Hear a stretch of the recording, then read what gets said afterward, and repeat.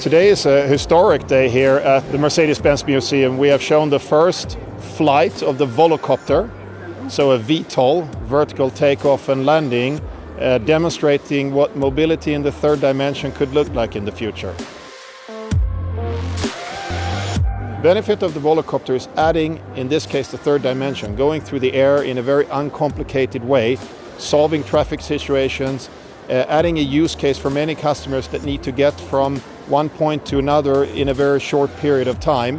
This is an exciting segment that we think could grow in the next 10 years. I'm absolutely thrilled to be able to showcase the Volocopter to a broader audience, to conduct the first ever public flight in Europe. I am very proud of what my team has accomplished over 8 years. We now feel we are very close to market introduction of the technology, and I think we've really helped a lot to create this emerging industry. The wish of being mobile, to be transported from one place to another, has been there with the humanity for ages. And what we are offering over here is what is the next generation of the mobility. This is the autonomous vehicle. It's based on the CO2 neutral. We also want to have a more electrification. We also have a fuel cell. We are also going up in the air with the Volocopter. So what we are trying to do with the future of mobility is any kind of an idea which one can perceive how the human could be moved from A to B. We are working on all those ideas over here.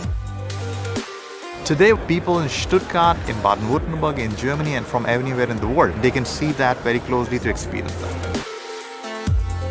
Backing by Daimler, first and foremost, gives us a lot of credibility. Right? There's a lot of projects similar to Volocopter that have similar claims and so on around the world that do not have that traction. We know that individual mobility is something very valuable and that this individual mobility needs to become sustainable.